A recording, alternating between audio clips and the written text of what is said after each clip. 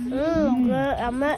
Buktangi, giunay magod mo pare. Alam may agkaon sa buwang mo. Kaon gido para kusgan ko mabuang. For today's video mga George, magluto ta karon og snack nato kay gutom ug gusla na rayo. Kining snack is morning mga pagkaon sa mga dingon nato mo ni gitawag og nachos. Basta magsugod na ta. Mao ni ingredients good.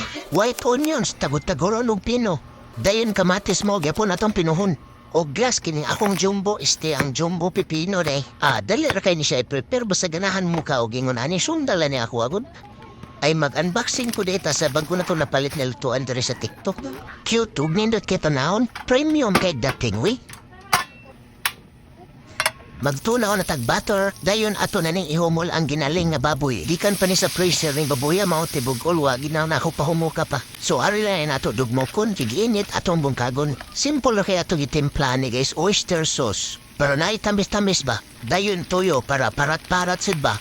Kunya black pepper, ambot i-brown sa ni. Kahuman sugayon, huwato na nato mahumok guys, okay na rin eh. Mutisting man ta ko ato pinaship-ship ka nang ilabay-labay bahuyawan man ko kay basinyag batagak. Kunya, okay na ni ato na ni i-plating guys. Anda mo to ning Tupperware guys. Dayon namin tayo gipalit nga nachos chips duha ka buo. Ato ra ihabwa da. Ingon na jud kadali ang life. Dayon isagol na nato mga lamas nato gitagod-tagod. Human sa lamas kato din giluto nato ang kinaling.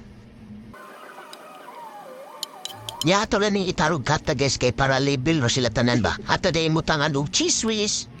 Ang panghuli ang mayonnaise. Pwede sa ninyo butangan og cheese o glamoy cheese na pwede ninyo dugmukan ng cheese. Sumaw na ni ang finished product des mo ni gitawag ni nachos ni Tunski. Kung sa pumidugayan tarato na ning habhabon.